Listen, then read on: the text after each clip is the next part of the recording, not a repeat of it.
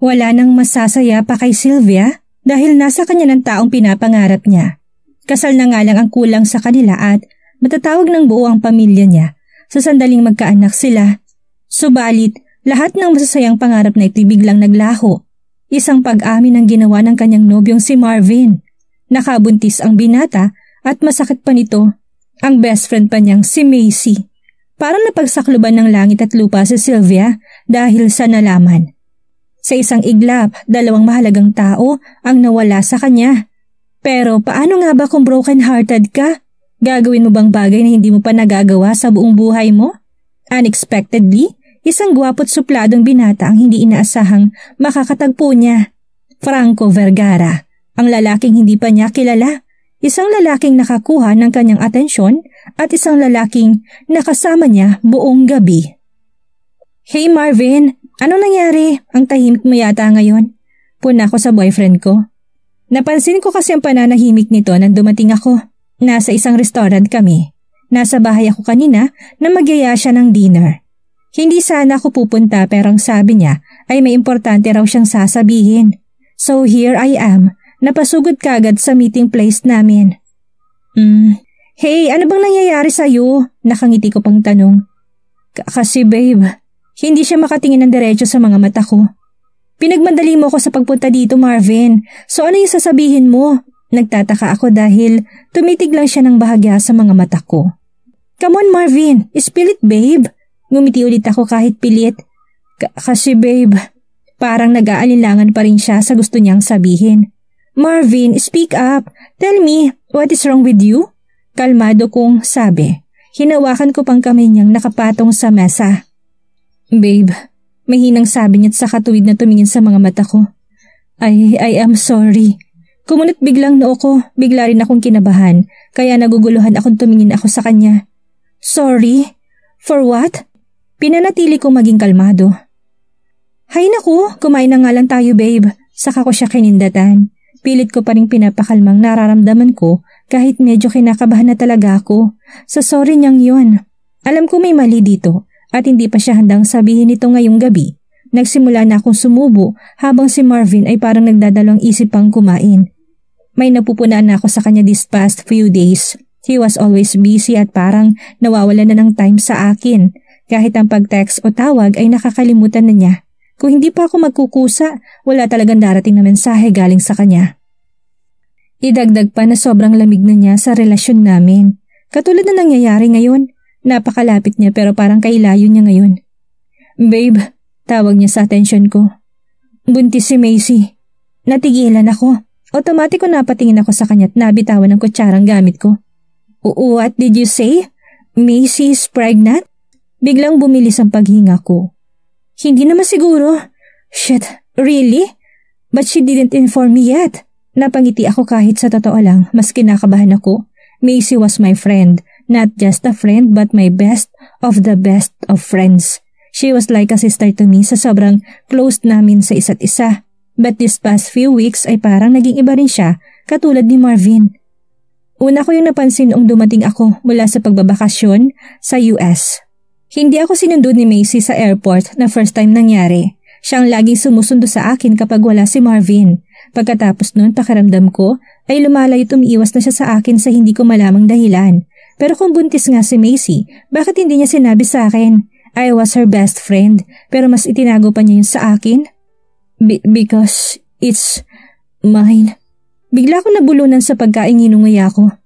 Ano ka ba Marvin? This is not a joke. Masamang biro yan, hindi nakakatawa. Sabi ko pagkatapos uminom ng tubig at pilit na pinapakalma ang boses. I know you'll never believe this mess, but it's true. Ako ang nakabuntis sa kanya. Nakayuko niyang sabi. Grabing kaba ng nararamdaman ko.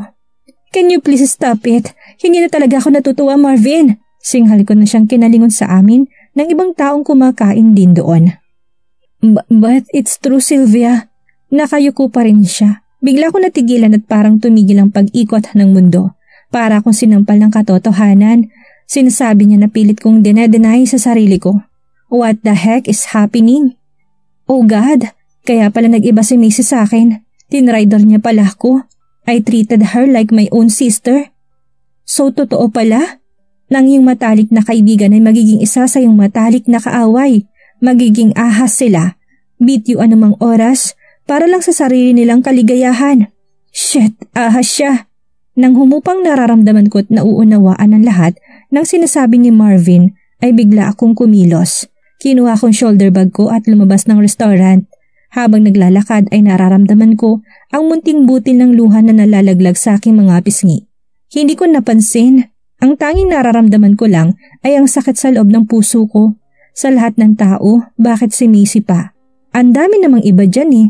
Oh God, ang sakit na ginawa nila sa akin. Sila pa na pareho kong mahal.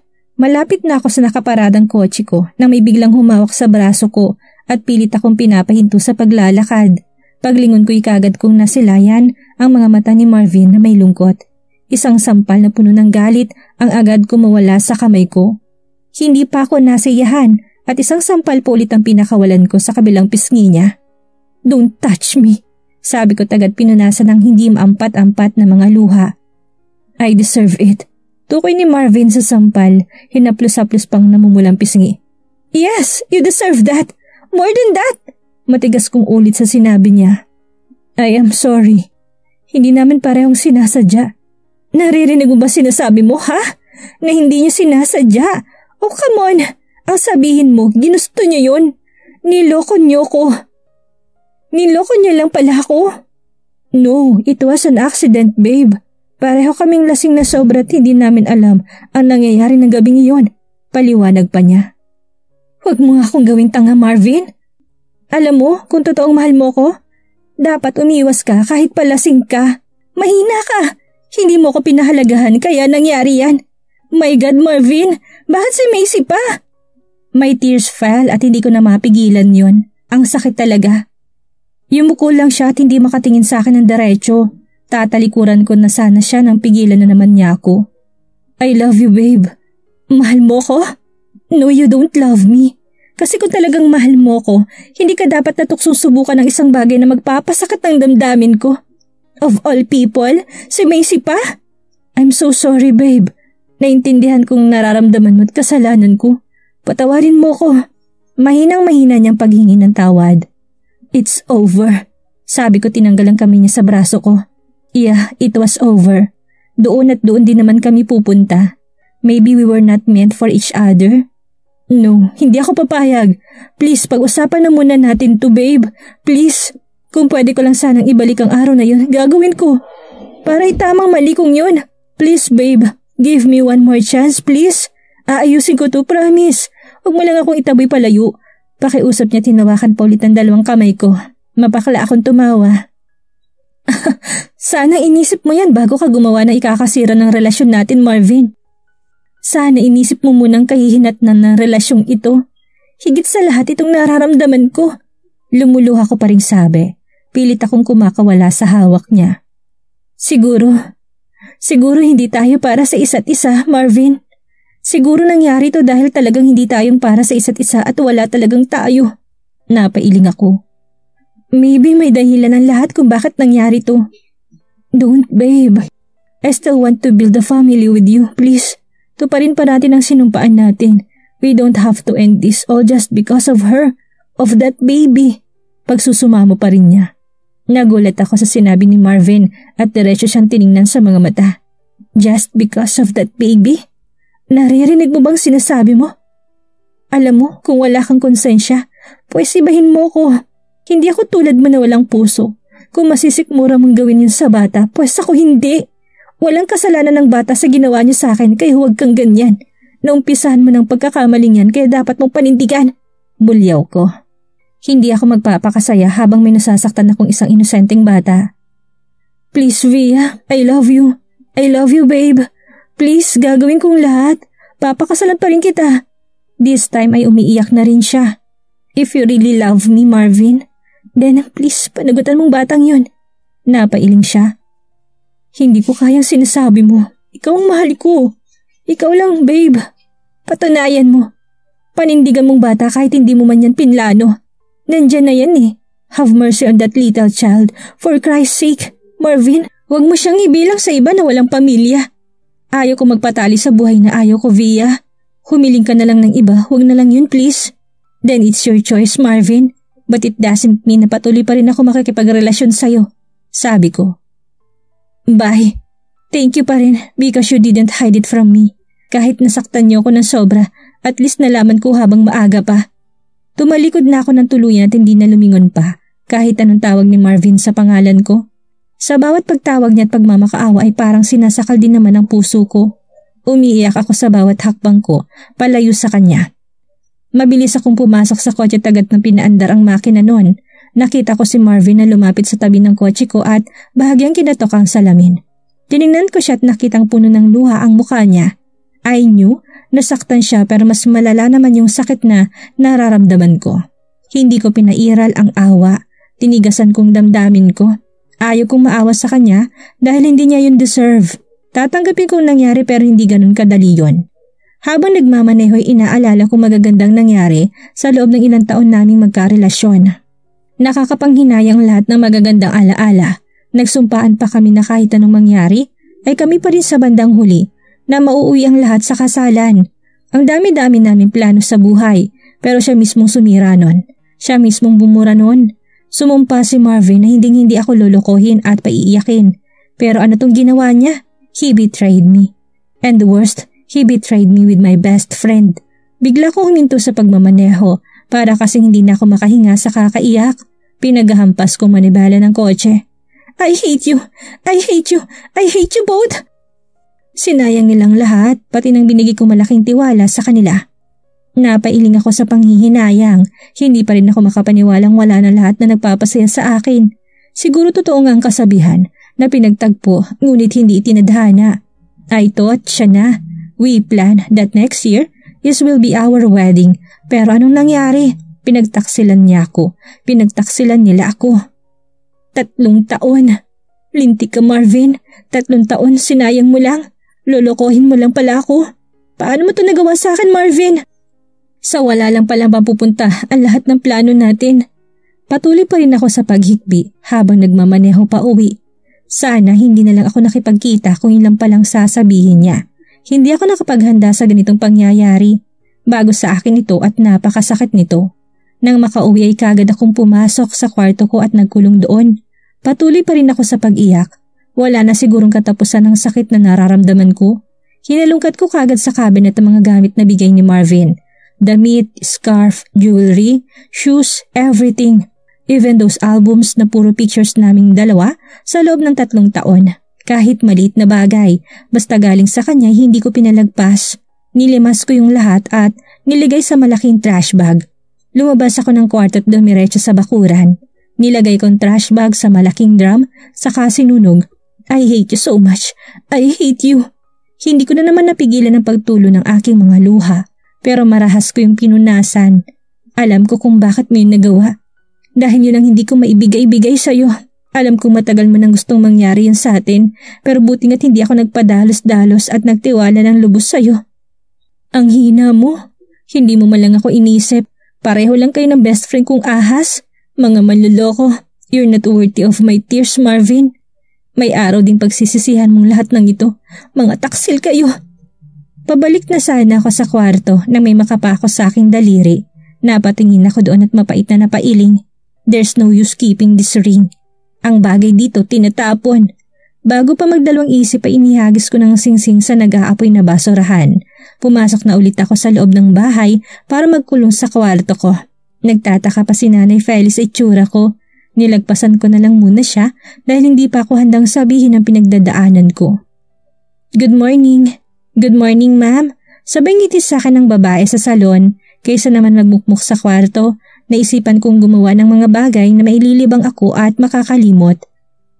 Miss, I need a total makeover. Yung lalabas yung ganda ko. Sabi ko na ikinatulala niya. Miss, are you with me? Ha? Sure, ma'am. Here po muna kayo. May inabot siya sa akin. Tinanggap ko yun at tiningnan ng iba't ibang uri ng style ng buhok na sikat ngayon. Magaganda naman lahat kaya hindi agad ako nakapag-decide kung anong babagay sa akin. Hihingi na lang siguro ako ng suggestion. Feel at home, ma'am, and wait for a while. Thank you, sabi ng babae. Para hindi mabore ay kumuha na lang muna ako ng isang magazine at nagbasa. Ang napili ko yung sina Angelina Jolie and Brad Pitt ang cover. They were my favorite celebrity couple in Hollywood. At doon, pumasok na naman sa isip kong imahe ni Marvin. Sana mawala ka na tuluyan sa isip at sistema ko. Hindi nagtagal ay tinawag din ako ng babae. Agad akong tumayo't lumapit. In-endorse niya ako sa isang bakla na pinakamagaling daw nila.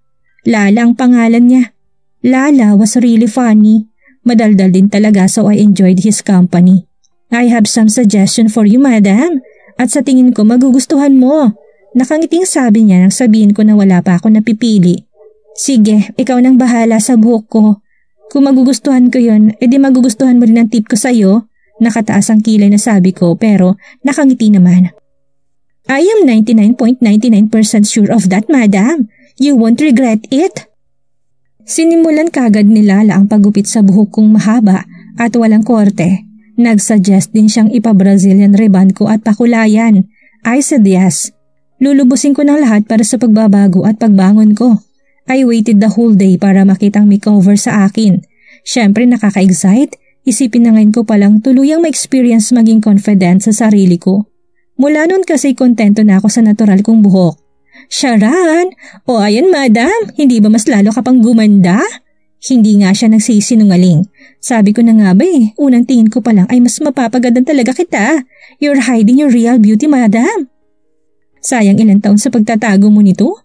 Now you look more irresistible, sophisticated. Hindi na ako magtataka kung dadagsang maniligaw niyo.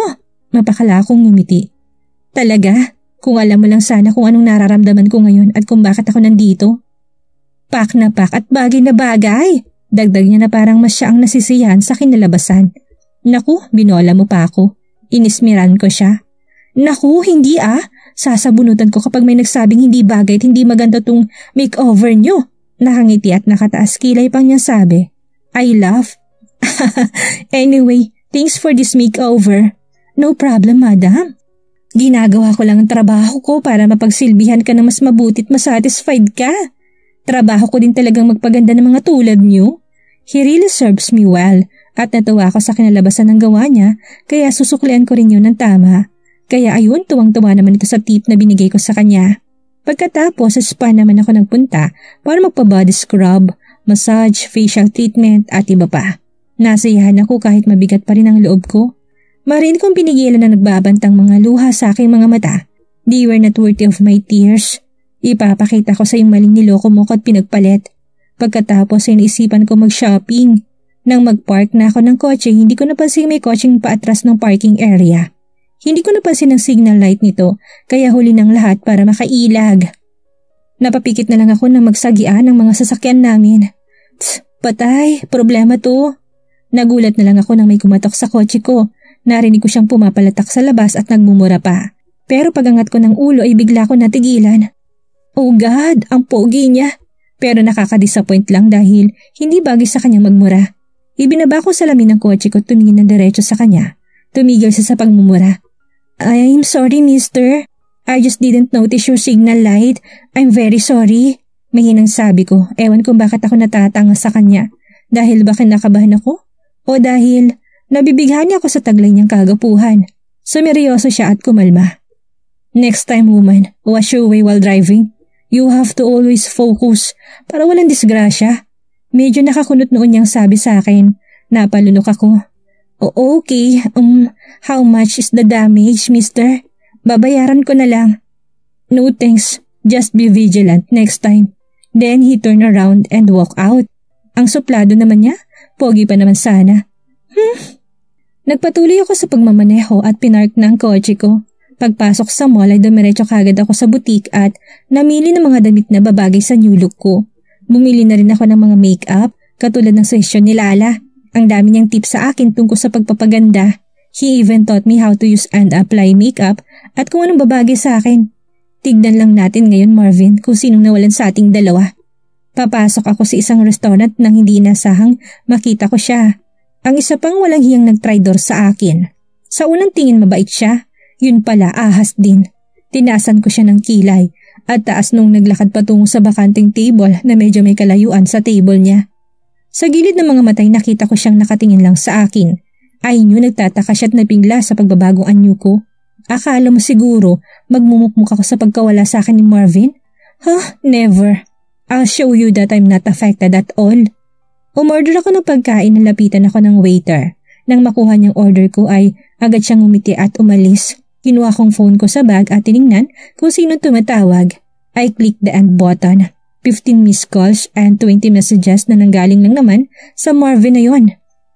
Nang tumawag ulit siya ay tuluyan ko nang in-off ang phone ko dahil nakakairata na talagang ginagawa niya. Anong akala niya sa akin? Magstay pa rin sa kabila na nangyari? Bullshit! Best? Napaangat ako ng tingin. Tiningnan ko lang siya at walang salitang lumabas sa bibig ko. Teary-eyed pang ahas. Via, best actress? Best, I'm so sorry. Bumuntong hininga ko. Best? Nang uyam nang umisit na papailing lang ako. Tsk, hindi bagay na endearment sa isang traidor na tulad mo. Pinigilan ko emosyon ko, pero hindi pa rin nawalang sakit dahil sa tagal naming magkaibigan at sa dami ng pinagsamahan namin. I know mali yung nangyari sa amin ni Marvin. Can you please stop it? Ayoko na marinig pa ulit yan. Pagtataray ko. Maniwala ka sana. Hindi namin yung sinasadyang mangyari.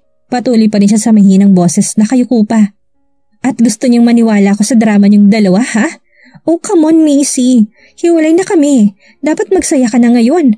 Alam ko namang noon pa man may gusto ka na sa kanya. At nakahanap ka lang ng timing para masira kaming dalawa. O ano ngayon? Masaya ka na? Puno ng puot na sumbat ko. Napaawang ang labi niya sa sinabi ko. Noon pa man kasing napapansin ko na yon, pero binabaliwala ko lang dahil may tiwala ako sa kanya. Sa kanilang dalawa ni Marvin, pero mali pa lang magtiwala na sobra. Lalo pat hindi mo naman hawak ang iniisip nila. I'm really sorry, Best. Alam kong mali pero nadala lang kami pareho dahil lasing kami. Lasing man kayo o hindi, dapat inalala niyo pa rin ang damdamin ko. Pero hindi mas nagsaya pa kayo? Bullshit, sinaktan niyo ko at idinihelan niyo pa yung kalsingan niyo. Umiiyak na si Macy. Napapatingin na rin sa amin ang ilang tao sa paligid. Mabuti na lang at konti pa lang nasa restaurant. Via, please forgive me. Sorry talaga. Hindi ko sinasadya. Nadala lang ako. God, Macy, will you please shut up? Ayoko na marinig yan. Hindi kita kayang patawarin. I treated you as my own family, as my sibling. Pero anong ginawa mo? Sinayang mo lang ang lahat. And because of what you did, hindi kita kayang patawarin. Nasaktan ako ng sobra. Hindi ko na napigilan may tears fall. Sayang lang ang lahat. Sayang ang friendship nating dalawa. Okay lang sanang ginagawa ko ni Marvin Tatanggapin ko yun sa sarili ko. Pero sana hindi ikaw yung dahilan kung bakit ako mas nasasaktan. Tahimik ako napahikbi. Sana mapatawad mo pa ako, Best. I'm really sorry. Naramdaman ko na lang na nagmamadali siyang tumayo. Alam ko nasaktan siya sa sinabi ko. Pero mas doble naman ang sakit na nararamdaman ko kaysa sa kanya. Kasi ako, dalawang nawala sa akin. Love life at friendship. Siya isa lang. Tuluyan na akong nawala ng ganang kumain, kaya tinake out ko na lang ang lahat ng order ko. Saka nagmamadaling umalis. Habang nagmamaneho pa uwi ay hindi ko na rin maiwasang malungkot sa mga nangyari. Naluluha pa rin ako sa sakit. Huwag mo silang iyakan, Sylvia. Hindi sila worth it para sa luha mo. Ang dapat mong gawin ngayon ay mag-move on. Moving on is the best way to feel better. Pero parang mahirap, lalo pat maraming taon na nakasalalay. Pagka-uwi nagkulong kagad ako sa kwarto, saka doon inilabas ang lahat ng sakit. Inalala ang lahat ng magagandang nangyari. Ganito na lang ba palagi? Naapektuhan ng buong sistema ko at pamumuhay. Sylvia's POV. Iba sa paningin, iba sa pakaramdam at kakaibang kapaligiran. Yun ang una kong ekspresyon nang makapasok ako sa establishmentong ito. Paraiso. Ang tawag dito ng mga taong walang ibang alam, gawin ko hindi magpakasaya. Hindi pa ako nakakapunta sa ganitong lugar dahil puro bahay at eskwelahan lang ako noong nag-aaral pa ako. Nang makapagtapos, bahay at trabaho lang. Naiba lang 3 years ago when I met Marvin. Sa edad ko ngayon, napaka-late na para ma-experience ang ganito. But it was better late than never. Medyo nakaramdam ako ng kaba. Natakot ako dahil sa kadiliman ng kapaligiran at bagsik ng mga tugtog. Nanginginig ang tuhod ko. Pinagpapawisan ng mga kamay ko at nanlamig ang balat ko. Ngunit sa kabila noon, nagawa ko pa rin manatiling kalmado. Maraming nagkakasiyahan. Inom dito, inom doon. Sayaw na walang pakialam at puro paglalandian sa mga hindi naman kakilala. Wasted Bar. Yun ang pangalan ng bar na pinasukan ko. Wasted. Saktong-sakto sa mga customer na nandito because they look wasted. And I was here to overcome, to forget, and to get wasted. Hindi ko masisising ibang kalalakihan kung paano nila ako titigan. Why? Dahil suot ko ang aking pinaka-seductive black, fitted backless dress na above the knee. Ang neckline ng damit ay akmang-akma sa aking dibdib at ito ay nagbibigay diin sa aking maputing balat. Idagdag pang nakalantad kong balikat at likod. Sexily sway ang buhok ko habang gumagalaw sa loob ng bar. Pinili ko maglagay ng dark makeup na alam kong mas babagay sa aking suot. Ganito bang nagagawa kapag nasasaktan? Gaganda ka nang hindi mo namamalayan. Naalala ko pa kanina nang makita ako ni Nay Feli. Hindi raw niya ako nakilala at sobrang gandang-ganda siya sa akin. Tinanong pa ako kung bakit ako nagkaganon. Ngumiti lang ako at hindi siya sinagot. Agad akong pumwesto sa harap ng bartender.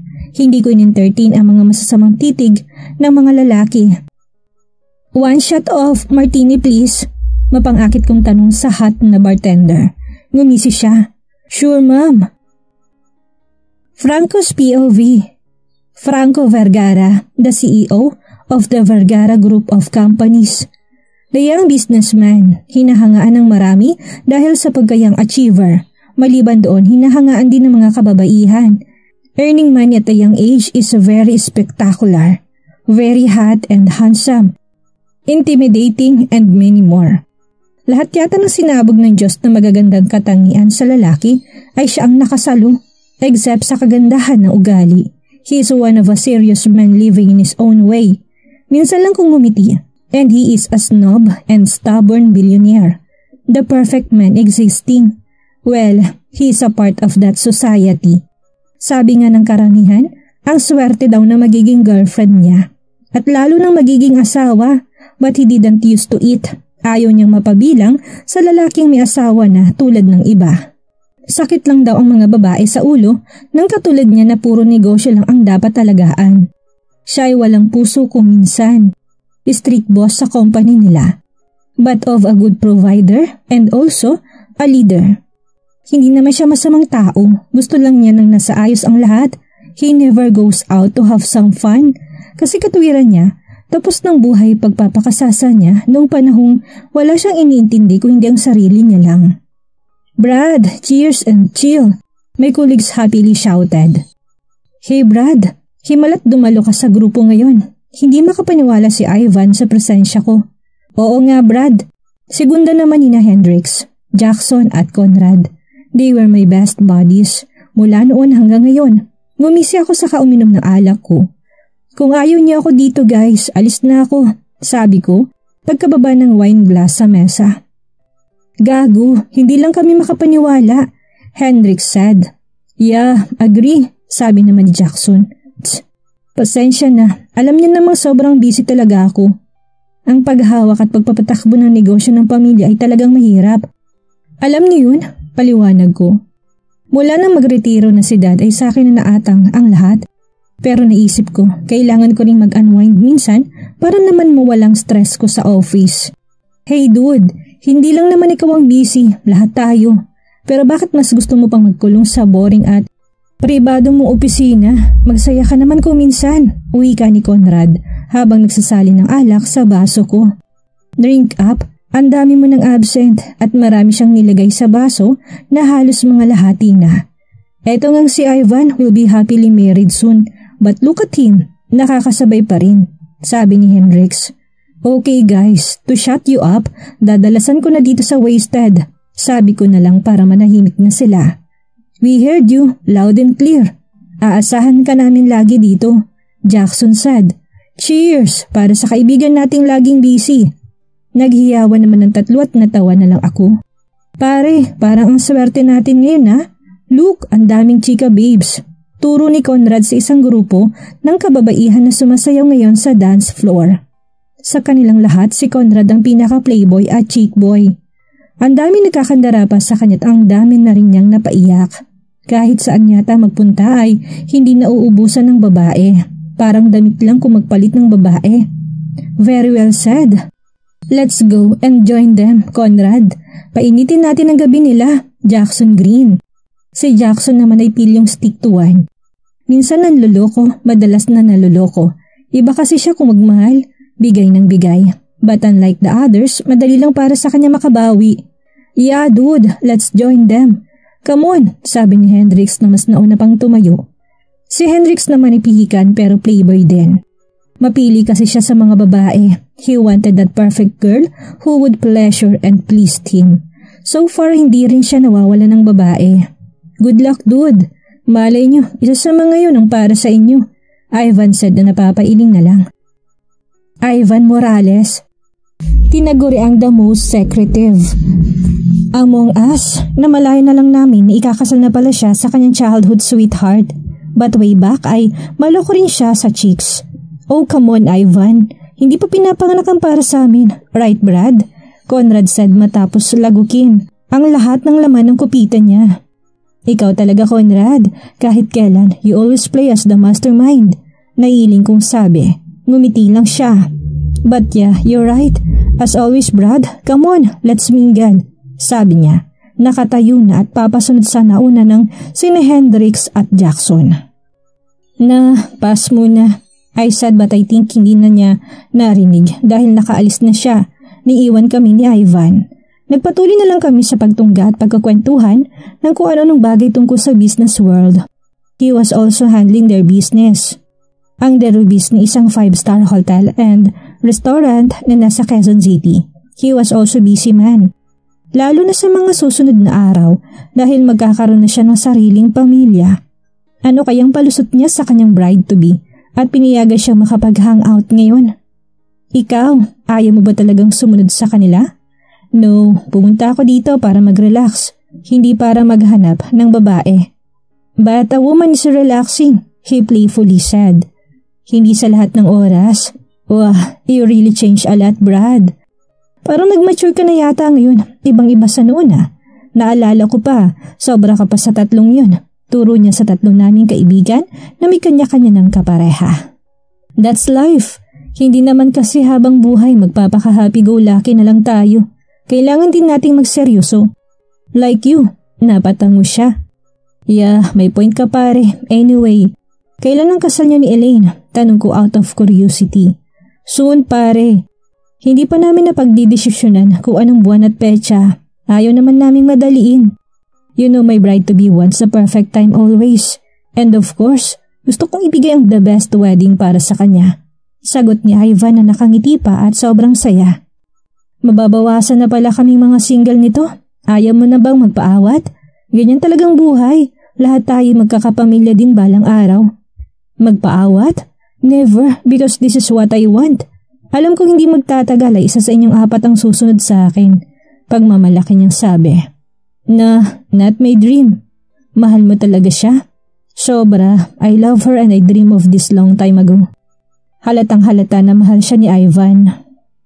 Tumagal pang pag-uusap namin habang ang tatlo naman ay nagkakasiyahan pa rin. Naputol ang pag-uusap namin nang may tumawag kay Ivan.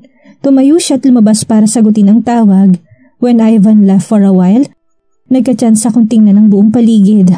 Wasted Bar. This bar was our paradise. After class ay dito agad kami tumutungo noon. We met our flings here. We were happy-go-lucky bastards way back. Pero sa aming 5, ang tatlong yun ang lalong lumala sa paglipas ng mga taon. Kumunot ang noo ko nung may nakita kong babaeng nakaupong mag-isa sa isang sulok. She looked familiar, pero hindi ko alam kung kailan at saan ko siya unang nakita. Nakatutok ang mga mata ko sa kanya. Maganda siya kaya nakaagaw ng pansin. Siya ay may perpektong kurba ng mahirap labanan. Hindi siya mukhang kalapating mababa ang lipad. I had this urge to join her. But I stayed still dahil baka nasa CR lang ang kasama niya. But I think she was alone and lonely. Imposible, sa ganda niya, wala siyang kasama. Naputol ang pagmamasid ko sa babae nang may magsalita sa harap ko. Pare, pwedeng mauna na ako sa inyong lahat, may emergency lang. Pakisabi na lang din sa tatlo. Ivan said worriedly. Sure Van, ako nang bahala dito. Sagot ko naman agad. Okay Brad, salamat. I'll go now. And then he left. May pagmamadali pa sa kilos niya. My eyes went back to that woman again. Wala pa rin siyang kasama. Kung lapitan ko kaya siya. Sylvia's POV. Ang dami nga nakatingin sa akin pero wala namang lumalapit. Ganun na ba ako kapangit? Tanong ko sa sarili. Sa paglingalinga ko'y may nakita akong isang lalaki. Nakatingin siya sa direksyon ko na para akong maliit na bagay at kailangan niya ng microscope para makita ako ng malinaw. Napakunot ang noo ko nang makitang parang pamilyar sa akin, but I couldn't remember when or how. May kadiliman sa pwesto ko, pero naaaninag pa rin naman ako. Napalunok ako nang makita siyang kumindat. Biglang nag-init ang magkabilang pisngi ko. Hindi ko pinansin ang presensya niya at in-enjoy ang mga sandaling mag-isa. Pero nung binaling ko ulit ang paningin ko sa kanya, nakita kong sa akin pa rin siya nakatingin. What's wrong with him? I avoided his gaze dahil hindi ko matagalan. Tumungga ulit ako ng alak. Napangiwi ako nang maramdaman ulit ang mapait na likido sa lalamunan ko. Parang ganun yung pait na nasayang ng relasyon namin ni Marvin. I was now a little bit tipsy dahil nakakalimang shot na ako ng martini. Pero nagpapasalamat ako dahil mataas ang tolerance ko sa alak. Kaya malakas ang loob kong uminom ng marami at mag-isa. Wala naman akong mayayang kaibigan. Dahil si Macy lang ang kaibigan ko na naging matalik kong kaaway. Tumingin ulit ako sa direksyon ng lalaki kanina. Napanunok ako dahil sa akin pa rin pala siya nakatitig. And this time, nakangiti na siya sa akin. Nang bahagya ng nagpabilis sa tibok ng puso ko, ang cute niya, gwapo. And I think superlative among the other guys here. What if I invite him here? O alokayin siya ng alak? Napaisip ako bigla. Nakita kong inangat niyang wine glass at nag-cheers sa akin. So siya nang unang nag-alok? Why not? Nagpakawala ako ng pilyang ngiti. Saka tinas din ang kupita ko. Doon na siya bahagyang tumayo. And oh God, I think he's coming over my direction. Oh boy, sa akin ba talaga siya pupunta? Shit, he was really the definition of a perfect man. Matikas na pangangatawan, magandang mukha, perfect lips, pointed nose, black dark eyes na kung tumitig ay makalaglag pa nga. Thick set of eyebrows, messy hair na mas bumagay sa kanyang mukha. Ang kanyang marangyang kasuotan ay bagay na bagay sa kanya. Naisip ko kung ilan ang abs niya sa ilalim ng kanyang suit. Napailing ako sa naisip pero parang pamilyar siya. Napailing ako sa naisip but he looked familiar.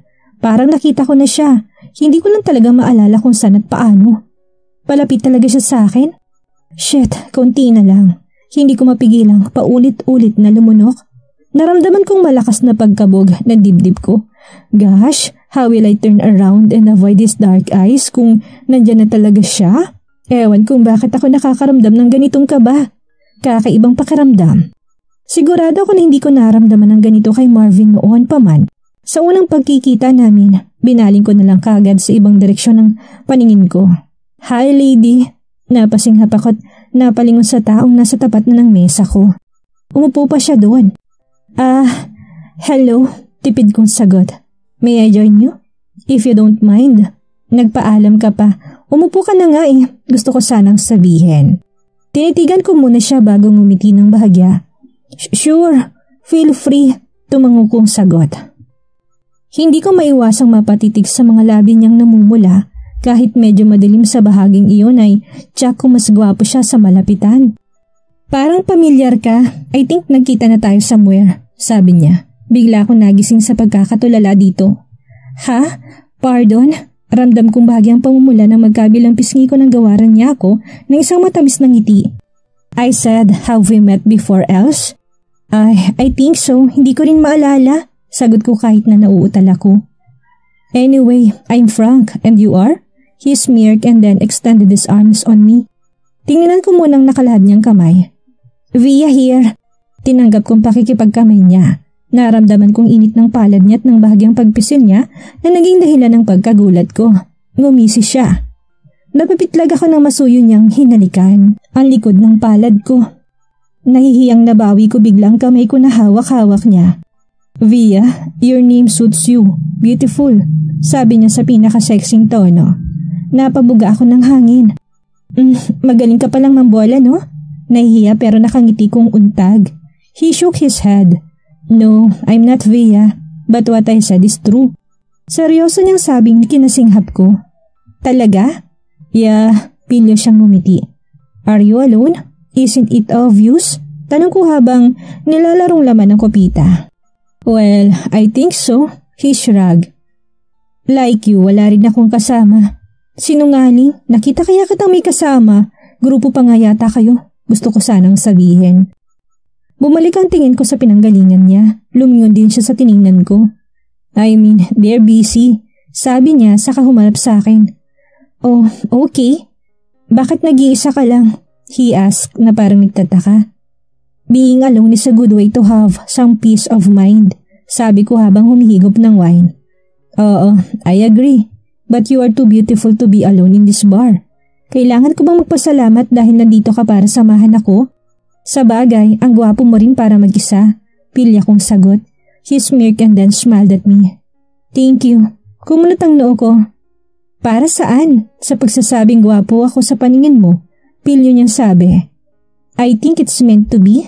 Meant to be? May ngisi naglalaro sa mga labi ko. Siguro, epekto na ng nainom ko. Dahil pareho tayong loner ngayong gabi. I guess, sang-ayon ko na lang. We talk about a lot of things.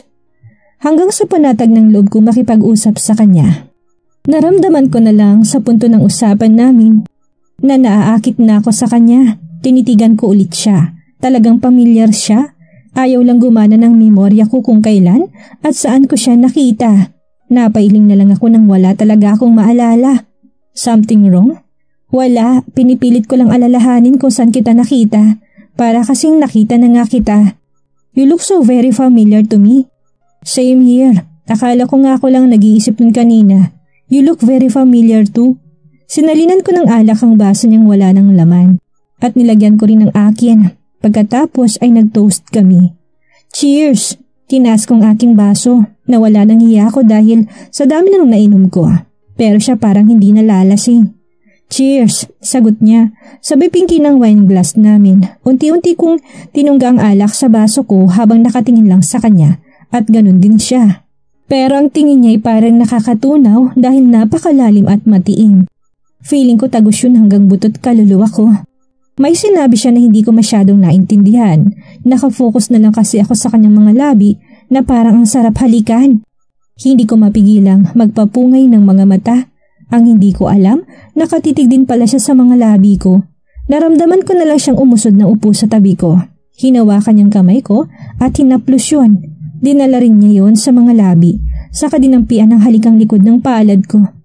Gusto kong init na nagmumula doon kaya hindi ko napigilang mapalunok. Alam kong sinusubukan niya akong akitin.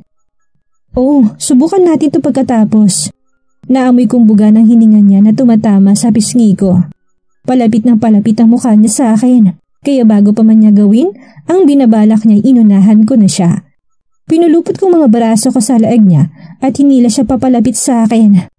Nalasahan ko kagad ang mainit niyang labi na kanina pa naglalaro sa utak ko kung gaano ba kasarap. Naramdaman kong nabigla siya sa ginawa ko pero maya-maya ay yumakap din siya sa bewang ko habang ang isa niyang kamay ay nasa likod ko. Kinabig niya ako lalo't palapit sa katawan niya and he deepened our kiss. May gigil sa halik niya. When I opened my mouth, he immediately tasted me there. Napapaungol pa ako sa pagkagat niya nang marahan sa dila ko at pagdama niya sa balat ko. Hanggang sa ginaya ko na rin ang ginagawa niya. We enjoy each other's kisses and touches. Daig pa namin ang kinapos ng hininga nang maghiwalay ng mga labing namin. Nakapulupot pa rin ang mga kamay niya sa bewang ko at ganun din ako. Nagtitigan lang kami at walang kahit anumang salita ang namagitan sa amin. Hindi pa rin tumitigil ang puso ko sa mabilis na pagtibok noon. Ako kasi ang gumagawa ng dahilan para lalong lumalim pang pagkakakilanlan namin ngayong gabi. Alam kong mali, pero nag-enjoy din naman ako sa halik na pinagsaluhan namin. Siguro nga langon na ako sa alak, pero nakapag-isip pa rin naman ako ng matuwid. Pero bakit hindi ko malang napigilan ang ginawa ko? Maybe I just wanted to savor his lips dahil nakakaakit talaga yon. At para bang nag-aanyaya na halikan ko. Napakagatlabi ako sa naisip. Napatingin siya sa mga labi ko. Seducer, hindi ko siya pinansin. Inihimlay ko na lang bastang ulo sa balikat niya nang lalo pa siyang lumapit sa tabi ko. Bukod sa nahihiyay, nahihilo na rin ako. Naramdaman kong bibig niya sa may ulo ko. He smelled it and then planted a kiss on my head, neck and bare shoulder. Ramdam kong lalong pag-iinit ng buong katawan ko pero hindi ako gumalaw. Pinigilan ko ring umungol. I let him do it all dahil masarap naman sa pakiramdam na para akong dinuduyan. Ang kaninang maingay ng musika ay biglang napalitan ng romantikong tugtugin. Natahimik ang lahat at parang napirmi na lang sa kanilang mesa. May iba namang nagsasayaw in a romantic way. Walang pakialamanan kahit pa naghahalikan at halos nagmi-make out na sa dance floor. Do you like the music, Masuyong tanong niya. Yes, nakapikit kong sagot. Ninanamnam ang romantikong musika. Can I have this dance with you then? Napadilat ako sa masuyong tanong niya. I don't know how to dance. Nakakahiya dahil hindi ako marunong. I'll guide and teach you. Nakangiting sabi niya. Alanganin akong ngumiti. Okay, let's try then. Tumayo siya sa harap ko't nilad ang kanang kamay. Shall we, honey? Honey? I love the endearment. The pleasure is mine, honey. Sagot ko na parang nangaakit pa. Hindi na kami lumayo. Nakigay na lang kami sa iba na nasa tapat ng kanilang table. Hinilagad niyang katawan ko pasandal sa malawak niyang dibdib. He was tall. Walang-walang 5'4" kung tangkad na hanggang balikat lang niya. Napalunok ako but still I kept going. Bahala na kung saan hahantong ang lahat. Hindi naman siguro lalagpas pa sa halik, haplos at hawak ang lahat. Like what I did a while ago. Pinulupot kong mga baraso ko sa laeg niya. Then he pulled my body next to him. Napalunok ulit ako sa sobrang lapit namin sa isa't isa. Wala na yatang katapusan ng malakas na pagkabog ng dibdib ko. We started moving. Walang nagsasalita. Tiningnan niya ako sa mga mata. I did the same. Pero akong unang pumutol at sa black tile na lang siya tumitig. I thought you don't dance. Mahinang bulong niya sa may tenga ko pagkaraan ng ilang minuto. Just kidding, of course. I know a little. Nakangiting sagot ko. Such a surprise, ha? Ngumisi siya sa kahinalikan ng ulo ko. Pumikit na lang ako't ninamnam lang ang ginawa niya kasabay sa liriko ng kanta. The music playing was Kailas. Till they take my heart away. Nagpapakaramdaman lang kami. Ramdam kong lalo pang humigpit ang pagkakahawak ng mga kamay niya sa bewang ko. Sa posisyon namin yun ay ramdam na ramdam ko ang tibok ng aming mga puso. Pati ng pag-iinit namin. I want you. Otomatiko akong nagtaas ng mukha para titigan siya. Naglapat ang aming mga mata. I like you. Pautal-utal kong sagot. Ewan kung bakit yun ang lumabas sa bibig ko. Hinalikan niya ako ng malalim at mabagal. Sa pangalawang pagkakataon, natikman ko ulit ang malalambot niyang labi. I responded to his kiss the same way. Kaya pareho naming habol ang hininga pagkatapos. Yun ang pinakamagandang intimate kiss na natikman ko. Sa kanya lang ito nanggaling mula sa estrangherong ito. Umalis na tayo dito. Paungol na tanong niya. Dahil mas nahilo ako sa halik na ginawad niya, ay tumangulang ako't mas kumapit pa sa batok niya. Hindi ko maintindihan basta bago't masarap sa pakiramdam ang lahat. My place or yours, honey? Tanong niya sa may tenga ko. Mahigpit pa rin ang yakap niya. Anyway, honey. Okay. Hinila agad niya ako paupot nagpaalam saglit. When he left, I continued sipping on my drink. Uminom pa ako ng long shot pampalakas ng loob. Am I wasted now? This is what I want, right? Tutungganan naman sana ako ng isa pang shot nang may matigas na kami na pumigil sa kamay ko. Enough, we can drink later. At my place, honey. Pilyong sabi niya. Napalunok ako kahit lasing ng diwa ko. Alam na alam ko kung ano ang pinapahiwatig niya at kung ano pang mas malalim na mangyayari sa amin mamaya. Pinatayo niya ako't inakay palabas. Wait, I haven't paid my bills yet, sabi ko. Don't bother, honey. I already paid your orders. Come on. Napaawang ang bibig ko. I didn't expect that he would pay it for me. Dahil ngayon pa lang kami nagkakilala. How much? Babayaran kita. Tanong ko habang kumukuha ng pera sa wallet. Baka kasi isipin niya na pineperahan ko lang siya. Nakita ko nagliwanag ang mga mata niya. Don't mind it, lady. Pigil niya sa kamay ko. I stop and look at him. Ikaw? Napakurap ako nang biglang may maalalang eksena. Yung lalaking, You hit my car somewhere. Siya nga, oh my God. Parang biglang nawala ang kalasingan ko at nag-init ang magkabilang pisngi ko. No, I need to return your money. No, hindi ko tatanggapin yan. Kumunot ang noo ko. Okay, sagot ko na lang. Naalimpungatan ako sa mainit na hininga na tumatama sa aking muka at mabigat na bagay na nakadagan sa hita at bewang ko. Unti-unti akong dumilat para lang magulat sa nabungaran ko. Biglang bumuhos ang matinding kaba sa buong pagkatao ko at parang nabuhusan ako ng malamig na tubig na ikinagising bigla ng diwa ko. What happened? Where am I? At bakit wala akong saplot? My God! Who is this man beside me? Nang magsingkin sa akin ang mga pangyayari kagabi, ay bigla akong napasinghap at mariing napapikit. Mahigpit kong hinawakan ang kumot na tanging tumatabing sa aking kahubdan at ng katabi ko. Oh my gosh! Oh my gosh! Pinagmasdan kong lalaki na mahimbing pa ring matutulog. What have I done last night? Ang naalala ko lang ay yung pangyayaring nilapitan niya ako't nagpakilala siya. We didn't talk. I enjoyed his company. We enjoyed laughing together. Pero ito, bakit nangyari to? Inalala ko mabuti ang lahat. He kissed me. We danced. I got more tipsy. Tapos, niyaya niya ako dito. And shit, sumama ako with the spirit of liquor inside my senses. Paano ko ito nagawa sa aking sarili? Bakit ako pumayag? Wala akong ipinagkaiba sa ipinaliwanag sa akin ni Macy. Nakalimot at hindi sinasadya. Shit. Nakaramdam ako ng sobrang sakit sa pagitan ng mga hita ko. Napapangiwi ako sa matinding pagkirot nun. Pinukul ko ng masamang tingin ang katabi. Gustong-gusto ko na talaga siyang pagsasampalin at kalmutin sa buong mukha dahil sa ginawang pananamantala sa kalasingan ko. Frank, that was his name. Other than that ay wala na ako matandaan. Ni hindi ko man lang alam ang kanyang apelyido. Napakagatlabi ako ng mariin. What now? Naguguluhan pa rin ako sa kung anong gagawin sa mga oras na yon. I felt so weak and hopeless. Kailangan ko na mag-isip bago pa man siya magising. Kailangan ko na rin kumilos at makaalis kagad sa lugar na to. What happened last night should stay last night.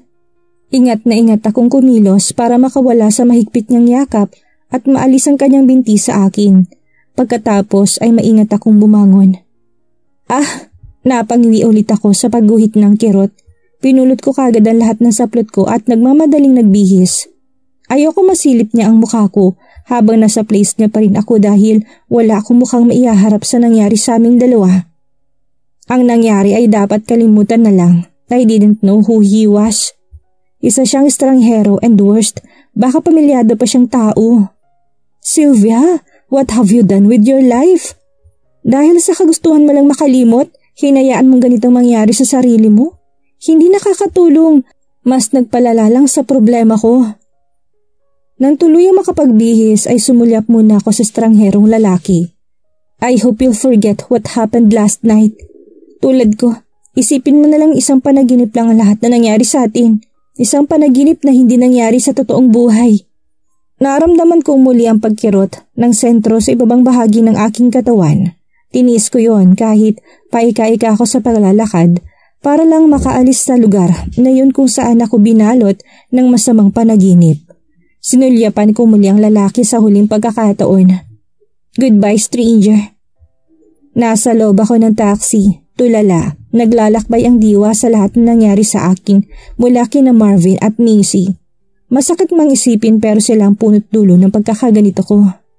One night stand, I let the man took the most important thing for me. Nang dahil sa kanila, nagawa ko magpakalimot at ibigay ang sarili ko. I hate them. I really hate them. Nakaramdam ako ng habag para sa sarili ko. Gusto kong umiyak pero tinignan ako ng driver mula sa kanyang rearview mirror.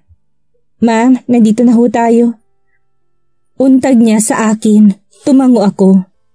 Pagkaabot ng bayad ay agad akong bumaba at nagmamadaling pumasok sa gate ng bahay namin. Dumiretso agad ako sa kwarto ko. Nakakalungkot isipin na wala akong mapagsasabihan ng problema ko. Wala akong pamilya na nasa tabi ko para pagbuhusan ng sama ng loob. Kahit ang ate ko na laging nasa tabi ko para suportahan at pasayahin ako. Hindi ko alam kung paano ko ito sasabihin sa pamilya ko. Oh God, please help me. My family was currently living in California, USA. Ako na lang ang naiwang nakatira sa malungkot na bahay na to. Nag-migrate sila 4 years ago mula na makapag-asawa doon si ate ng PhilAm. Nakilala ni ate sa US ang kanyang napangasawa. 6 years ago, nabigyan siya ng mga magulang ko na isang ticket trip to US. Regalo yun dahil nakapagtapos siya ng kursong business administration at summa cum laude pa. We belong to a middle class family. May negosyong napaunlad ang mga magulang namin na siyang tumutusto sa aming pamumuhay. Maswerte rin ang ate ko dahil nakapag-asawa siya ng mayamang PhilAm.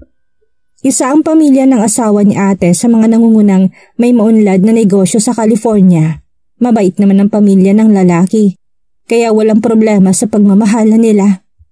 Kuya Bernard Scott offer a business to a mom and dad.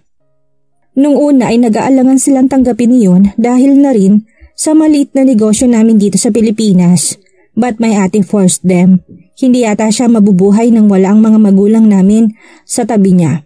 Siya isang spoiled brat kumpara sa akin dahil ako ay independent.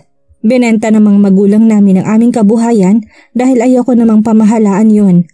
Isa pa, nag-aaral pa ako at walang ka-idea ng pamahalaan yon.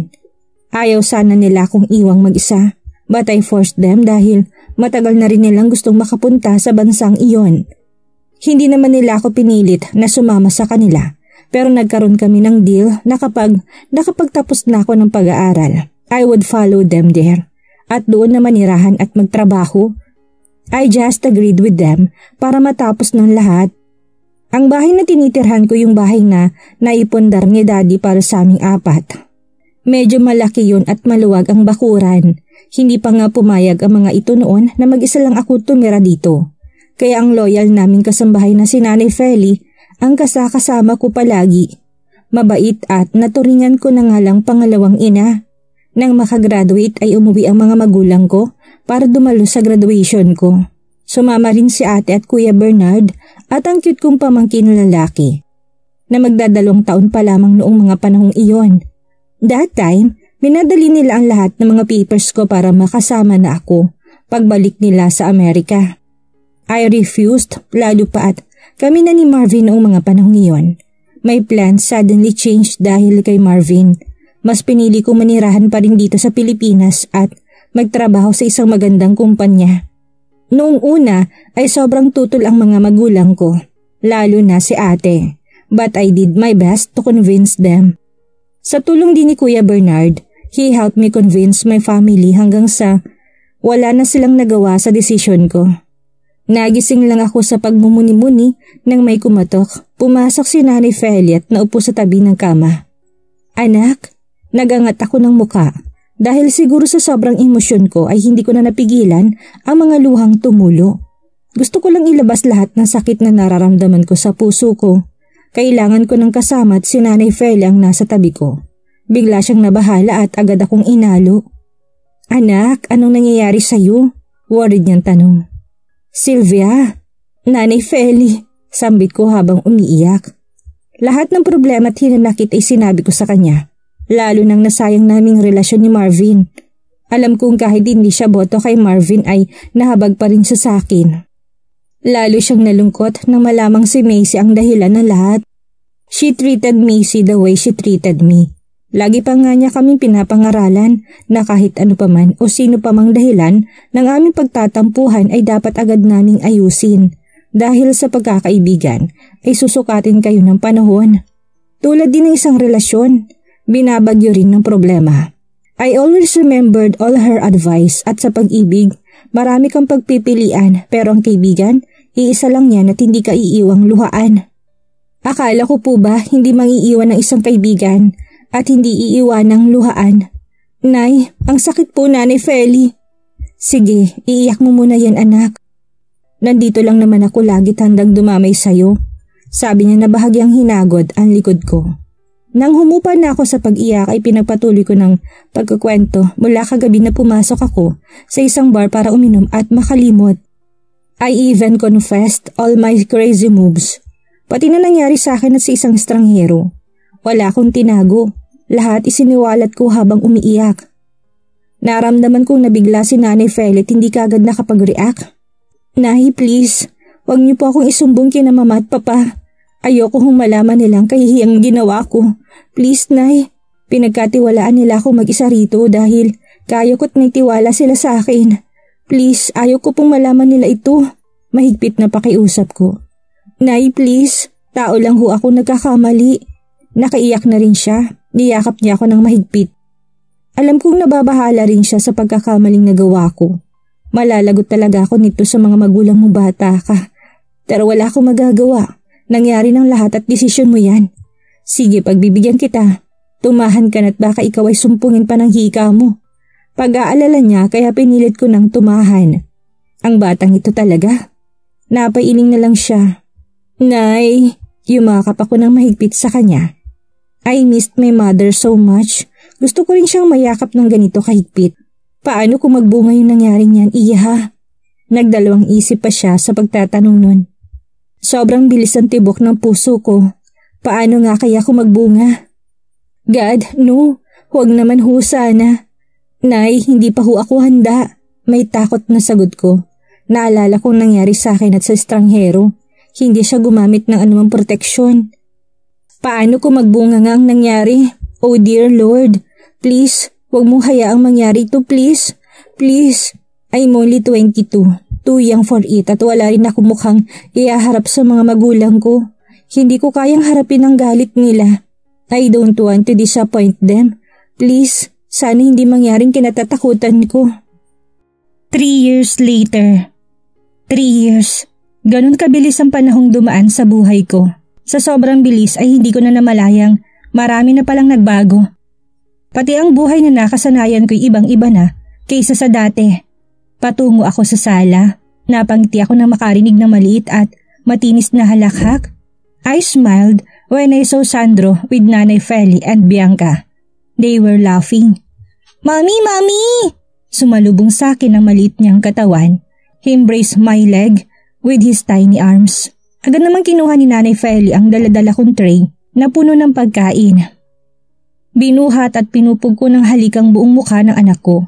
He giggled at para bang yung musika sa pandinig ko. Sus, over naman ang maginang ito. Parang hindi araw-araw magkasama sa bahay. React kagad si Bianca. Nainggit ka lang, tumatawa ang sagot ko sabay dila. Mag-asawa ka na kasi iha at gumawa ka na rin ng ganyang kabibong bata. Para naman may kalaro ng batang ito, natatawang sabi ni Nanay Feli. Habang hinahanda ang pagkain namin sa maliit na mesa sa sala. Anli po talaga kayo na eh. Lagi yan ang ginigit nyo sa akin. Hindi naman ganun kadali para lang may kalaro itong inaanak ko. Nakasimangot na sabi ni Bianca. Kawawa naman kasi itong anak ko. Walang kalaro maliban sa ating tatlo. Maawa ka naman Bianca. Segunda ko na mas ikinakunot ng noo niya. Nakakainis ka Sylvia. Isa ka pa eh. Can you please stop it? Paano naman kasi gagawa kung ni boyfriend wala ako? Nayayamot niyang sabi. Tumawa ako. Sa bagay kasi ayaw mo pang tumanggap na manliligaw. Kaya ayan, napaka-boring ng buhay mo ngayon. Wow ha? Nagsalita ang wala ring love life. Bianca said and rolled her eyes. Natawa na lang kami ni Nanay Feli. Hey, come on, gutom na ako. Mamaya na ulit kayo mag-inang mag-bonding dyan, sabi ni Bianca at nauna nang umupo at hinarap ang pagkain nasa lamisita. Masaya kaming nagsalo-salo. Ganito kami lagi tuwing weekends after our working days. Bianca and I would spend our time together with my son. Tulad ko, mahal na mahal din niya si Sandro at hindi siya sanay na hindi nakikita ang bata. Halos sa bahay na nga siya naglalagi every weekend. I was pleased and blessed to have Bianca as my best friend. Ang galing nga ni God dahil nawala man sa akin si Macy, may Bianca naman siyang ipinalit. Kapitbahay ko siya sa subdivision na kinatatayuan ng bahay namin.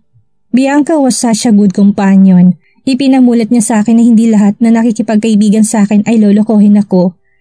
Hindi raw siya magiging katulad ni Macy na handang isaalang-alang ang pinagsamahan namin para lang sa sariling hangad. Nung nalaman kong buntis ako, para akong pinagsakluban ng langit at lupa dahil nangyari nga ang kinatatakutan ko. Nagbunga ang isang gabing kahibangan ko sa buong buhay ko. Litong-lito at natatakot ako noon kung ano ang dapat gawin. Lalo pa at hindi alam ng pamilya ko ang totoong kalagayan ko. Pero kahit ganun ang nangyari sa akin, nagpapasalamat pa rin ako na hindi ako umabot sa puntong ipapalaglag ang dinadala ko. Oo nga't hindi pa ako handa, pero wala naman akong magagawa. Dumating siya sa buhay ko at kailangan ko yung panindigan. Sandro Luis Fuentes, that's the name of my son. Sinilang ko siyang walang ibang nakakaalam ko hindi si Nanay Feli lang at itong kaibigan ko si Bianca.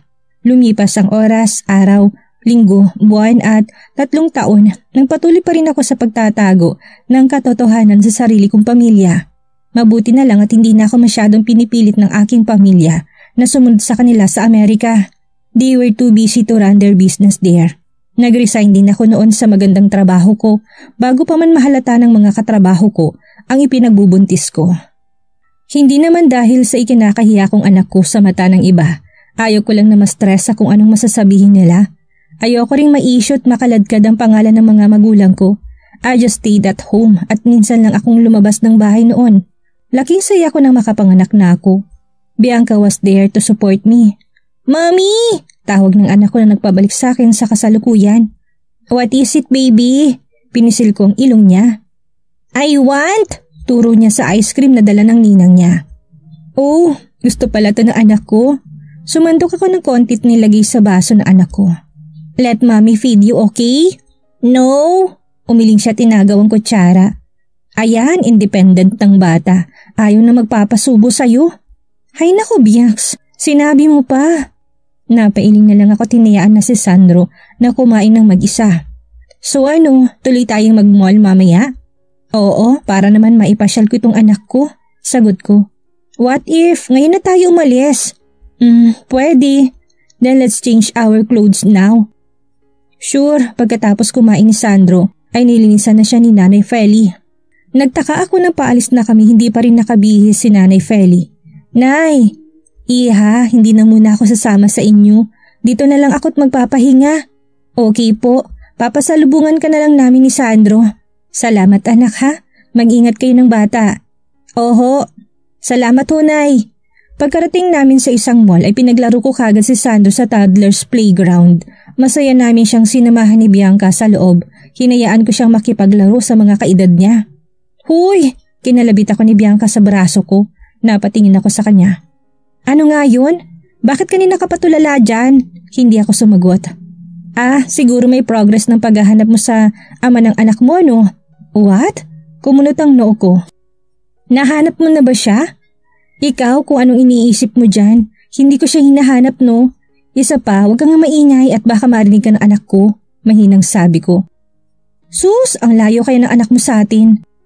"Sus, ang layo kayo ng anak mo sa atin, Via. I doubt kung maririnig niya ako. Ano ba kasing iniisip mo? Is it Frank again? Will you please stop mentioning that name? Hindi siyang iniisip ko. I'm just recalling the past 3 years of my life. Yun lang." Pagtatama ko sa maling iniisip niya. Di kasali pa rin siya dun?" "No, kasi kung hindi dahil sa similyang tinurok niya sa'yo, hindi tayo magkakakilala habang nag-walk exercise ka sa pagbubuntis mo. At hindi rin malamang mag-e-exist yung napaka-cute mong anak ngayon, hindi ba?" Okay. But please, don't mention his name." "Wag na nga yan ang pag-usapan natin." Ayaw talagang umamin. "Siguro nagkita na talaga kayo, no?" "Saan at kailan, Via?" "Hoy Bianca, ang kulit mo. Tigilan mo nga ako sa walang katotohanan pinagsasabi mo dyan." "Umamin ka na kasi." "Hindi ko inaasahan yan, Bianx. He only said his first name, ni walang apelido. So paano ko makikilalang lalaking yun?" Napailing ako. Isa pa, hindi ako interesadong makilala siya, lalo pa ngayon. "Ikaw, hindi. Yung anak mo?" "Look, Via, lumalaki siya tsak na maghahanap din yan sa mga susunod na taon." "Tsk, alam ko, pero bahala na." "Alam mo, ang liit lang na Pilipinas para hindi kayo magkatagpo muli." Sinimangutan ko na naman siya. "Alam mo, Bianx, kahit gaano man kaliit ang mundo, kung hindi talaga itinadhana, hindi kayo magkikita. So tigilan mo nga ako dyan." Pero umaasa akong magkikita pa rin kayo. Nang mapagod ang anak ko kakalaroy, nagtungo naman kami sa isang seafood restaurant na madalas pagdalan sa akin ni Bianca noon pa man hanggang sa ngayon. Bianca ordered a lot of foods like finger seafoods platter. Dish yun na pinaghalo-halo sa isang platter like fried tilapia of catfish fillet, shrimp, blue crab cake, stuffed shrimp, stuffed crab with french fries. Gustong-gusto ni Sandro yun. Akala pa nga niya puro mga fried chicken na lahat yun. He loved crunchy foods. Mahilig kasi itong anak kong pumapak ng ulam. Bianca also ordered our favorite dish, the grilled rock lobster with mashed red potatoes and broccoli on it. And of course, the langoustine and salmon ravioli. Umorder pa si Bianca ng dessert, trio sweet potato pecan pie, turtle fudge brownie at key lime pie na may toppings pa na vanilla ice cream.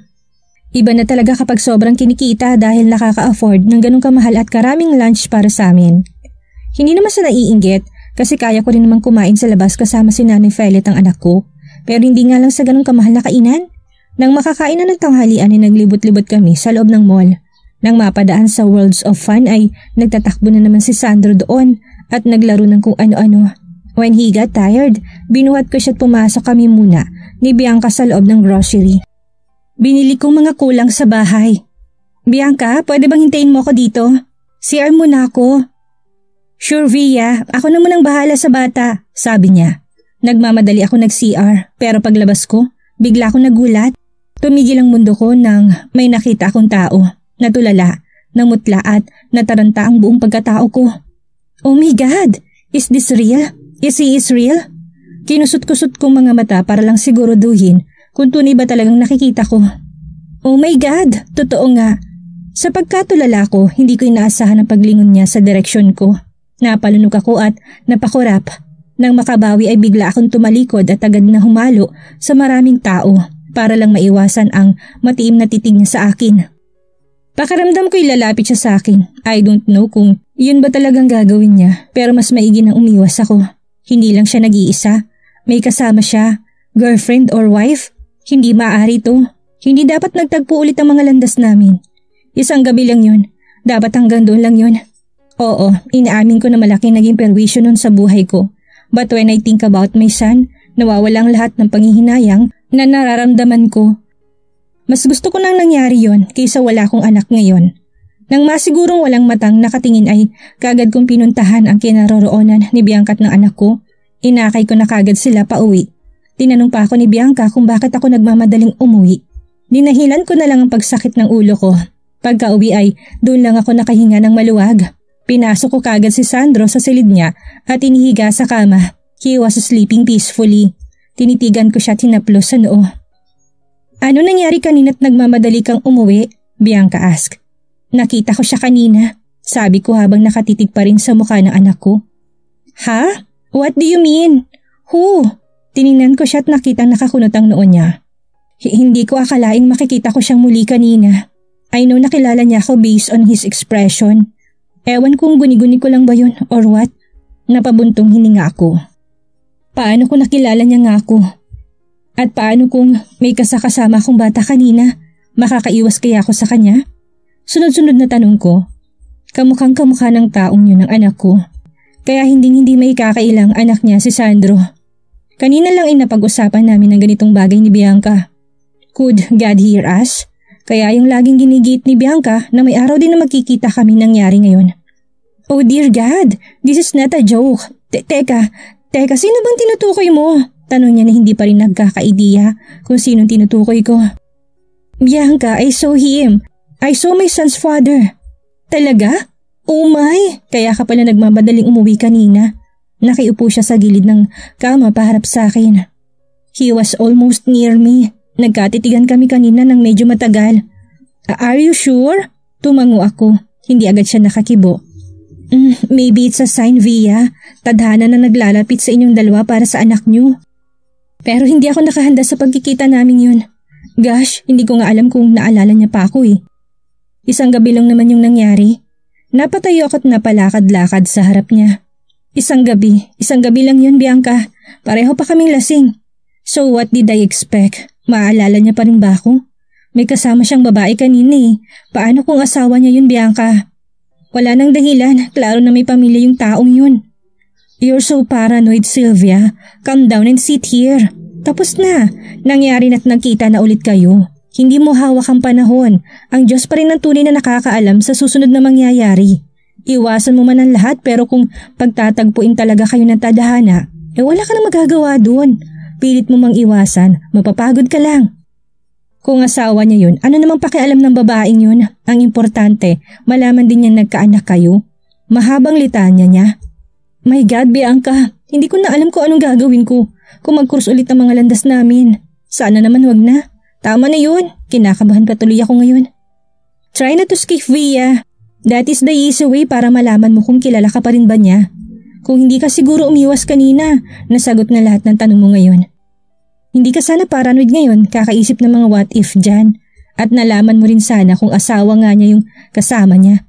Wala ka namang dapat ikabahala kasi ikaw lang naman ang mag-isa kanina nang magkita kayo, hindi ba? Maybe she was right. At least ako lang nakita ni Frank kanina. Napabuntong hininga na lang ako sa mga sinasabi ni Bianca. May point siya. Kahit anong iwas ko sa lalaking yun, kung ang tadhana naman ang gagawa ng paraan. Siguro nga, wala na ako magagawa. O ba't natahimik ka dyan? Any problem? Tanong niya. Problema ko pa rin talaga sina mama. Napakagatlabi ako. Sobrang laki ng problema ko, kaya minsan wala nang space ang saya. Kasi naman talaga, 3 years ka nang nagsisinungaling sa kanila. Siguro kung akong isa sa pamilya mo, magagalit din talaga ako sa'yo. I can't believe you. Paano mo na kayang itago sa kanila na may anak ka na? Nakakonsensya na talaga ako, para na akong sasabog. Pero wala naman siyang magagawa, nandyan na yan. Ang dapat mong gawin, magsabi ng katotohanan. You know what, Via? Mahirap mabuhay ng may kinatatakutan sa puso. Always remember na masarap mabuhay ng walang inaalala. Now, you have to choose where you want to belong. Nang gabing yun ay wala akong ibang iniisip kung hindi mga sinabi ni Bianca. Yeah, she was right. Masarap mabuhay ng walang inaalalang mali. I had to do something. Gustong-gusto ko na talagang ipagtapat sa mga magulang kong lahat. Pero paano? Ayoko magtapat through video call. Baka atakihin sila nang wala sa oras. Hindi ko rin kayang isama si Sandro sa Amerika dahil wala naman ako malaking halaga para makarating siya doon. Ang sama ko, how could I survive in this world with full of lies and secrets? My God, naguguluhan na ako sa sitwasyon ko at naawa na sa anak ko. Pagpasok ko pa lang sa kumpanyang pinagtatrabahuhan ko ay puro na lang tungkol sa bagong may-ari ng kumpanya ang usap-usapan ng karamihan. Kesyo na ibenta na raw ng tuluyan ng may-ari itong kumpanya. Actually, nung isang buwan pang mainit na balita na yon, akala ng lahat ay walang katotohanan dahil napaka-imposibleng ibenta gayong napakaganda pa ng estado ng kumpanyang ito. But when the owner informed us about it, doon pa lang kami naniwalang lahat. Magmamigrate na raw kasi ito sa ibang bansa. Hindi dahil sa nalulugi ang negosyo, kundi pagod na raw ito sa pamamahala nun. Gusto ng mga anak nito na pagpahingahin ang ama dahil sa katandaan na rin. Palibhasa mga career-oriented ang mga anak nito at may mga sarili na ring maunlad na negosyo sa ibang bansa. Masakit man sa may-ari na ibenta yon pero wala itong magawa sa kadahilan ng ayaw pamahalaan ng mga anak nito ang kumpanya kaya hindi mahirap sa kanila na bitawan ng isang property ng ama nila. Para sa aming mga empleyado ay napakahirap nun dahil usap-usapan na yung bago raw na magiging may-ari ay mamimili na empleyadong maayos magtrabaho at maganda ang performance. Meaning, mawawalan ng trabaho ang iba sa amin. Kaya nasa sarili rin namin nakasalalay ang lahat. Maraming babaguhin ng bagong may-ari. Malamang isa na doon ang pagpapalit ng mga management manager, department supervisors pati na yung nasa accounting department at iba pa. Lahat sisilipin at susuriin ng bagong may-ari. Marami siyempre sa kaopisina kong sobra ng kinakabahan at isa na ako doon. Kasi paano kung hindi ako kailangan ng bagong may-ari? Sa bagay, wala naman ako magagawa kahit pa magmakaawa ako sa kanya. Pero wala naman sigurong dahilan para tanggalin ako dito. Because as far as I could remember, wala akong palpak at pending na trabahong nagawa. But if it wasn't my destiny to stay here, edi humanap ng panibagong mapagtatrabahuhan. I think it was time to accept Bianca's offer. She was managing their own business, kaya hindi ako masyadong apektado kung sakaling matanggal dito. Kung bad news ang tanggalan, may good news din naman daw. Usap-usapan kasi na gwapo raw ang bagong may-ari at single pa raw. For me, ano naman kung gwapo at single? Makakatulong ba yun kapag nawalan ng trabaho ang iba sa amin? Mga Pinoy nga naman, mahilig sa gwapo. Kaya maraming naloloko eh. Wala sa sari-sariling pwestong iba sa amin nang bumukas biglang pintot ni Luwanon ang aming terror supervisor na lagi nakasimangot tuwing umaga. Tiningnan niya kami isa-isa. I was not worried. Dahil hindi naman ako kasali sa kaguluhang naabutan niya. I was just on my place. Pero ika nga, kung ano man ang mali ng isa ay magiging mali na rin na lahat. Umagang-umaga, tsismisan ka agad. Kailan pa ba kayo magbabagong lahat? Umpisa niya sa malakas na boses. Otomatikong nagsibalikan ang mga tao sa kanya-kanyang pwesto. Patay, nahuli tayo ni Miss Terror, sabi ng isa naming kasamahan sa pinakamahinang boses. Oo nga eh, tsak na masasabo na naman tayo nito ngayon. Bulong naman ng isa pa. Napailing at natawa ko sa itsura ng mga to. Alam naman pala ba't nagpapahuli pa? Kayo naman kasi abat nagsisihan pa ngayon. Napapailing na lang talaga ako. Aware naman siguro kayo na ibenta ng may-ari itong kumpanya, hindi ba? Tahimik na tumango ang lahat na nagtaas ng tingin sa supervisor namin. Alam niyo na rin siguro na iba nang namamahala rito. Sa susunod na mga araw o linggo, tumango pa rin kami. Kaya siguro naman wala nang mabibigla na isa sa atin ay mawawalan ng trabaho, right? Nakataas ang kilay niyang pahayag sa amin. Maghanda-handa na kayo dahil mamaya-maya lang ay nandito na may-ari para bisitahin at libutin ang kasuluk-sulukan itong kumpanyang nabili niya. Napaawang ang bibig namin. We didn't expect na ngayon kagad ang pagbisitang gagawin ng may-ari. Hindi kami handa. Alam ko namang lahat sa atin dito'y matagal na. But that's not an excuse to stay. Dahil ibang kriteria na may-ari ngayon kaysa noon. Aniya, hindi niya kailangan ng mga skilled employees sa halip. Kailangan niya ng empleyadong marunong sa salitang respeto at kung paano makinig at sumunod sa mga patakaran. Maraming magbabago at idadagdag sa mga rules and regulations ng kumpanya. So good luck everyone and get ready. Anyway, tatawagin na lang ang atensyon ng lahat mamaya through paging. A piece of advice, be nice to the new boss, understand? Yes ma'am, sagot ng lahat. Hindi nagtagal ay umalis na rin siya. As expected, sari-saring usapan kaagad na pagkalabas ng supervisor namin. Napailing na lang ako, hindi ko na lang sila pinansin at nag-focus ulit ako sa trabaho. Girl, hindi ka ba nababahala na masyugi tayo dito? Napaangat ako ng tingin na may magsalita sa harap mismo ng table ko. Sa boses pa lang, alam ko na kung sino yun. Si David Salo. A.K.A. Divine, ang binabaeng kaopisina ko / close friend ko dito sa field. Sa lahat ng kasamahan ko siyang pinaka-close sa akin. Sa katunayan, naipakilala ko na siya kay Bianca. Nag-click naman kaagad ang dalawa. Palibhasa parehong kalug at kung magbiruan ay sobrang nakakatuwa.